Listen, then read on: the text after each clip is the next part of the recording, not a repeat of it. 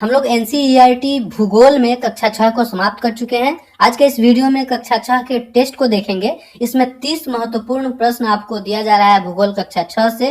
और अच्छी बात यह है कि 30 में से लगभग 24 प्रश्न जो है ऐसे हैं जो पहले सीटेट में पूछे जा चुके हैं। 5 या 6 प्रश्न मैंने खुद से इसमें जो है पुट किया है ताकि 30 प्रश्न हो जाए। आप सभी कमेंट में बताइए कि आप लोगों ने इस 30 प्रश्न में से कितना सही किया, क्योंकि हम लोग बहुत ही अच्छे से भूगोल कक्षा 6 को पढ़ चुके हैं। आइए पहले प्रश्न को देखते हैं। पहला प्रश्न है, निम्नलिखित में से कौन मानचित्र का घटक नहीं है? आपको ऑप्शन मिलता है दिशा, दूरी, आकार तथा प्रतीक। हम सभी ने बहुत ही अच्छे से पढ़ा था कि मानचित्र के प्रमुख घटक होते हैं दिशा, दूरी तथा प्रतीक। तो यहाँ आंसर हो जाएगा सी, आकार मानचित्र का घटक नहीं है। अगला, निम्नलिखित में से कौन केवल तटीय क्षेत्रों पर विनाश कर सकता है? आपको ऑप्शन मिलता है भूकंप, ज्वालामुखी, सुनामी और ज्वार भाटा।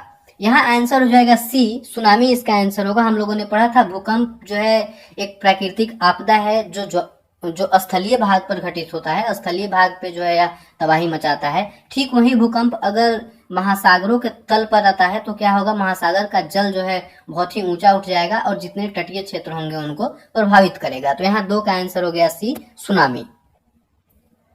अगला है, बेरिंग जल संधि किस 2 महासागरों को जोड़ता है? यहाँ आपको ऑप्शन मिल रहा है प्रशांत और अटलांटिक, बी में आर्कटिक और प्रशांत, अगला हिंद और प्रशांत, उसके बाद अटलांटिक और हिंद। यहाँ आंसर हो जाएगा बी। हम लोगों ने पढ़ा था कि आर्कटिक और प्रशांत महासागर को एक जो है छिछले जल संधि अलग करते हैं, उसे बेरिंग जल संधि के नाम से जाना जाता है। तो 3 का आंसर हो गया बी। नेक्स्ट है, यूराल पर्वत अलग करता है। आपको ऑप्शन मिलता है एशिया और अफ्रीका को, एशिया और यूरोप को, उत्तर अमेरिका और दक्षिण अमेरिका को, अफ्रीका और यूरोप को। इसका आंसर हो जाएगा बी, एशिया और यूरोप को यूराल पर्वत अलग करता है। हम लोगों ने बहुत ही अच्छे से इस चित्र को समझा था। यहाँ देखिए चित्र में बताया जा रहा है, यह है एशिया, यह है यूरोप। एशिया के पश्चिम में यूराल पर्वत है जो एशिया को यूरोप से अलग करता है। ओके, नेक्स्ट प्रश्न है, वायुमंडल की कौन सी परत हवाई जहाज के उड़ने के लिए आदर्श स्थिति बनाती है? आपको ऑप्शन मिलता है क्षोभ मंडल, समताप मंडल, मध्य मंडल और बहिर्मंडल। यहाँ आंसर हो जाएगा बी, समताप मंडल जो है वायुमंडल में हवाई जहाज के उड़ने के लिए आदर्श स्थिति का निर्माण करती है। अगला प्रश्न है, किन ग्रहों के चारों ओर छल्ले होते हैं? आपको ऑप्शन मिलता है ए में शनि, शुक्र और मंगल, बी में शनि, बृहस्पति और यूरेनस, सी में शनि, नेपच्यून और मंगल, डी में शनि, शुक्र और नेपच्यून। यहाँ 6 का आंसर हो जाएगा बी, शनि, बृहस्पति और यूरेनस के चारों तरफ जो है छल्ले हैं। यहाँ हम लोगों ने बुक में पढ़ा था, रोचक तथ्यों में दिया गया है कि शनि, बृहस्पति और यूरेनस के चारों ओर छल्ले हैं। और ये जो छल्ले हैं विभिन्न प्रकार के जो है असंख्य छोटे छोटे पदार्थों से बने हुए हैं। 7वां प्रश्न है, पृथ्वी को भूभाग के रूप में वर्णित किया जाता है क्योंकि? आपको ऑप्शन मिलता है क्यों पृथ्वी को भूभाग कहते हैं, जियोइड कहते हैं। ए में है पृथ्वी ध्रुव के पास थोड़ी चपटी है, बी में यह न तो अधिक गर्म है न अधिक ठंडी, सी में पृथ्वी की 2/3 सतह जल से ढकी है, डी यहाँ जीवन के लिए अनुकूल परिस्थितियां हैं। तो यहाँ आंसर हो जाएगा ए। हम सभी ने पढ़ा था कि पृथ्वी जो है दोनों ध्रुवों पर थोड़ी चपटी है, जिसके कारण इसे भूभाग के नाम से हम जानते हैं। तो 7 का आंसर हो गया ए। 8वां प्रश्न दिया जा रहा है कि 2 शहर एन तथा एम ग्रीनविच के क्रमशः 15 डिग्री पूर्व और 15 डिग्री पश्चिम पर स्थित है। इन 2 शहरों के समय में कितना अंतर होगा? समय के विषय में हम लोगों ने पढ़ा था कि 1 डिग्री को तय करने में 4 मिनट का समय लगता है। अब मान लीजिए यह हो गया ग्रीनविच, 0 डिग्री जो है देशांतर, यहाँ से 15 डिग्री पूर्व में कोई जगह है और 15 डिग्री पश्चिम में कोई जगह है, तो इन दोनों के बीच की दूरी हो गई 30 डिग्री। अब 1 डिग्री को तय करने में 4 मिनट लग रहा था, तो 30 डिग्री को तय करने में कितना मिनट लगेगा? 30 चौका 120, 120 मिनट का मतलब 2 घंटा। तो 8 का आंसर हो गया डी, 2 घंटा। अगला, भारत के लगभग मध्य से गुजरने वाला प्रमुख अक्षांश है। भारत के मध्य से कौन सा अक्षांश गुजरता है? आपको ऑप्शन मिलता है आर्कटिक वृत्त, भूमध्य रेखा, मकर रेखा या कर्क रेखा। यहाँ आंसर हो जाएगा कर्क रेखा। हम लोगों ने पढ़ा था कि कर्क रेखा जो है भारत के लगभग बीचों बीच से गुजरता है। अगर आप इस जो है मैप को पहचान पा रहे हैं, भारत का मैप है, तो ये देखिए यहाँ जो है कर्क रेखा भारत के लगभग बीचों बीच से गुजर रही है।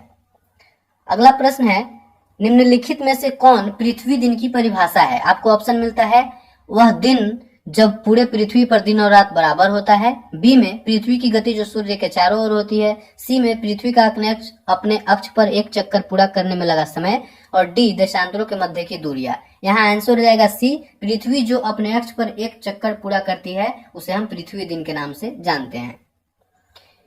नेक्स्ट है, निम्नलिखित में से कौन मैंग्रोव वन की प्रजाति है? आपको ऑप्शन मिलता है सुंदरी, महोगनी, साल तथा बबूल। यहाँ आंसर हो जाएगा ए, सुंदरी जो है मैंग्रोव वन में पाई जाने वाली प्रजाति है। ये मैंग्रोव वन में जो प्रजाति पाई जाती है खारे पानी में भी ये रह सकते हैं। अगर हम बात करें महोगनी की तो महोगनी सदाबहार वन में पाए जाते हैं। साल की बात करें तो साल जो है पतझड़ वन में पाए जाते हैं। और बबूल कंटीली झाड़ियों का एक प्रकार है। अगला प्रश्न, मैत्री और दक्षिण गंगोत्री नामक भारत के शोध संस्थान किस महाद्वीप पर स्थित हैं? Europe, Australia, Africa, Antarctica. यहाँ आंसर हो जाएगा डी। हम लोगों ने पढ़ा था कि अंटार्कटिका पर जो है लोग नहीं रहते क्योंकि जीवन के लिए अच्छी परिस्थितियां नहीं है, बहुत अधिक वहाँ ठंडी है। लेकिन किसी किसी देश का शोध संस्थान जो है वहाँ स्थित है। भारत का भी मैत्री और दक्षिण गंगोत्री नाम से 2 शोध संस्थान वहाँ स्थित है।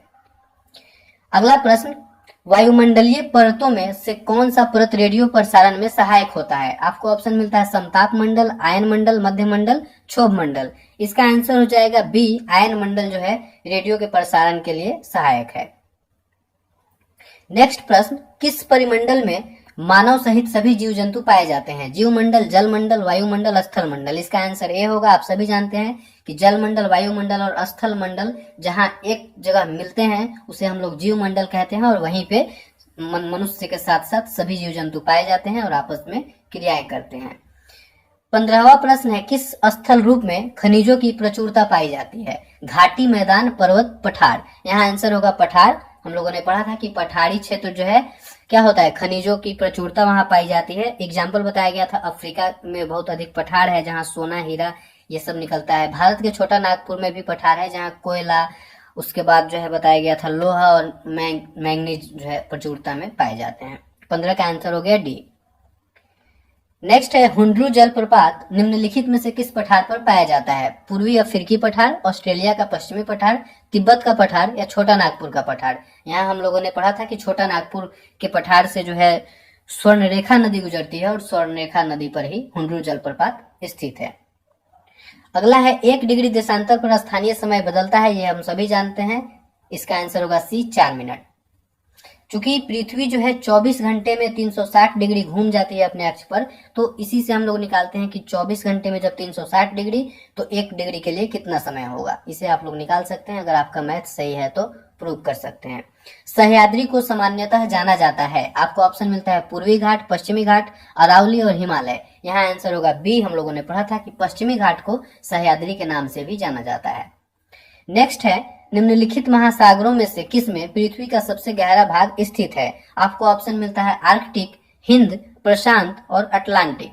यहाँ आंसर हो जाएगा 19 का सी, प्रशांत महासागर में मेरियाना गर्त स्थित है जिसकी गहराई जो है 11,022 मीटर है। ओके। नेक्स्ट प्रश्न, निम्नलिखित में से कौन सा महाद्वीप आकार में सबसे छोटा है? आपको ऑप्शन मिलता है ऑस्ट्रेलिया, दक्षिण अमेरिका, अफ्रीका और यूरोप। यहाँ आंसर हो जाएगा ए, ऑस्ट्रेलिया सभी महाद्वीपों में सबसे छोटा है। आपको याद होगा बुक में इस तरीके का दिया हुआ है जिस बॉक्स को गिन कर आप पता लगा सकते हैं कि कौन सबसे बड़ा है, कौन सबसे छोटा है। एशिया सबसे बड़ा है, उसके बाद है अफ्रीका, उसके बाद उत्तर अमेरिका, दक्षिण अमेरिका, अंटार्कटिका, यूरोप और सबसे बाद में ऑस्ट्रेलिया। ओके, चलिए नेक्स्ट प्रश्न, स्थल का एक संकरा भाग जो 2 बड़े स्थलीय भागों को एक साथ जोड़ता है उसे क्या कहते हैं? जल संधि, स्थल संधि, द्वीप या खाड़ी। इसका आंसर हो जाएगा बी, उसे स्थल संधि कहते हैं। जल संधि वो होगा जो जलीय क्षेत्र अगर 2 किसी क्षेत्र को अलग कर रहा है। द्वीप का मतलब होता है जो चारों तरफ से जल से घिरा हुआ हो। खाड़ी का मतलब होता है जो 3 तरफ से स्थल से घिरा हुआ हो। ओके, तो 21 का आंसर हो गया बी।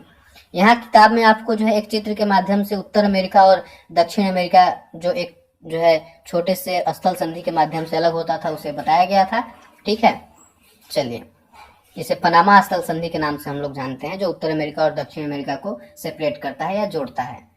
नेक्स्ट प्रश्न, इनमें से कौन पश्चिम की तरफ बहने वाली नदी है? महानदी, कृष्णा, ताप्ती, गोदावरी। यहाँ आंसर जाएगा सी, ताप्ती के विषय में हम लोगों ने पढ़ा था कि यह पश्चिम की तरफ जो है गिरने वाली नदी है, अरब सागर में यह गिरती है। बाकी की जो नदियां हैं जैसे महानदी, कृष्णा, गोदावरी, ये कावेरी, ये सब पूर्व में बंगाल की खाड़ी में गिरते हैं। ये देखिए यहाँ ताप्ती और नर्मदा नदी पश्चिम की तरफ अरब सागर में गिर रही है, बाकी कावेरी नदी, कृष्णा नदी, गोदावरी, महानदी ये सभी पूर्व की तरफ बंगाल की खाड़ी में गिर रहे हैं।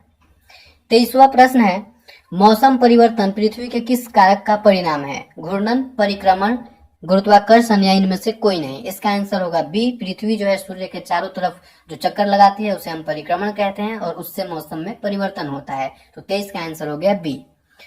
नेक्स्ट प्रश्न, हिमालय पर्वत श्रेणी के समानांतर श्रृंखलाओं में सबसे उत्तरी श्रृंखला का नाम क्या है? आपको ऑप्शन मिलता है हिमाचल, हिमाद्री, शिवालिक या मध्य हिमालय। यहाँ आंसर हो जाएगा सी। सबसे जो है उत्तरी श्रेणी को हम लोग जो है शिवालिक कहते हैं, सबसे ऊपर वाला होता है उसे बृहद हिमालय कहते हैं या हिमाद्री कहते हैं, मध्य हिमालय को हिमाचल के नाम से जाना जाता है और सबसे निचले श्रेणी को शिवालिक के नाम से जाना जाता है। अगला प्रश्न है, साइबेरियन क्रेन साइबेरिया से भारत कब आते हैं? नवंबर, अक्टूबर, दिसंबर, मार्च। यहाँ आंसर हो जाएगा सी। जो है दिसंबर में यह आते हैं और मार्च में चले जाते हैं। आपको जो है बुक में बताया भी गया था प्रवासी पक्षियों के विषय में। नेक्स्ट प्रश्न, अमेजन नदी निम्नलिखित में से किस महाद्वीप में बहती है? आपको ऑप्शन मिलता है अफ्रीका, दक्षिण अमेरिका, उत्तर अमेरिका और एशिया। यहाँ आंसर हो जाएगा दक्षिण अमेरिका। हम लोगों ने पढ़ा था कि अमेजन जो है विश्व की सबसे बड़ी नदी है, यह दक्षिण अमेरिका में बहती है। नील नदी के विषय में बताया गया था कि नील नदी सबसे लंबी नदी है और वह अफ्रीका में बहती है, अफ्रीका से होकर बहती है। अगला प्रश्न है, भारत की स्थलीय सीमा कितने देशों से जुड़ी है? 5, 6, 7, 8। आपको बताना है इसका आंसर। इसका आंसर हो गया क्या? 7 देशों से जुड़ी हुई है। आइए चित्र के माध्यम से एक बार और अच्छे से समझ लेते हैं। देखिए ये भारत है, पाकिस्तान, अफगानिस्तान, चीन, नेपाल, भूटान, म्यांमार और बांग्लादेश, इन 7 देशों से स्थलीय सीमा बनाती है भारत। अगला प्रश्न है, विश्व में सबसे अधिक वर्षा कहाँ होती है? आपको ऑप्शन मिलता है पंचमढ़ी, चेरापूंजी, मौसिनराम, ऊटी। यह आंसर होगा सी। यह बहुत ही प्रसिद्ध प्रश्न है। मौसिनराम में जो है वर्ष में सबसे अधिक वर्षा होती है। नेक्स्ट प्रश्न, जंगली बकरी किस निम्नलिखित में से किस क्षेत्र में पाई जाती है? आपको ऑप्शन मिल रहा है सुंदरबन, गिर वन, हिमालय क्षेत्र या पूर्वी घाट। यहाँ आंसर हो जाएगा सी। हिमालयी क्षेत्र के विषय में हम लोगों ने पढ़ा था कि हिम तेंदुए, भालू, जंगली बकरी ये सब हिमालयी क्षेत्र में पाए जाते हैं। अगला और अंतिम प्रश्न है कि वन्य जीव सप्ताह मनाया जाता है सितंबर के पहले सप्ताह में, अक्टूबर के पहले सप्ताह में, नवंबर के पहले सप्ताह में या दिसंबर के पहले सप्ताह में? बताइए इसका आंसर क्या होगा? इसका आंसर होगा बी। अक्टूबर के पहले सप्ताह में हम लोग जो है वन्य जीव सप्ताह मनाते हैं ताकि लोगों में वन्य जीवों के प्रति जागरूकता फैलाई जाए। लोग जो है वन्य जीवों को ना मारे या फिर जो है पेड़ पौधों को या जंगलों को नष्ट ना करे। तो ये था अपना आज का 30 प्रश्न। बताइए कमेंट में आप लोगों ने कितना सही किया, कैसा जो है आपको लगा ये वीडियो। अच्छी लगी हो तो वीडियो को लाइक कीजिए, एक दो जगह शेयर कर दीजिए और नए हैं तो चैनल को सब्सक्राइब कर लीजिएगा। धन्यवाद।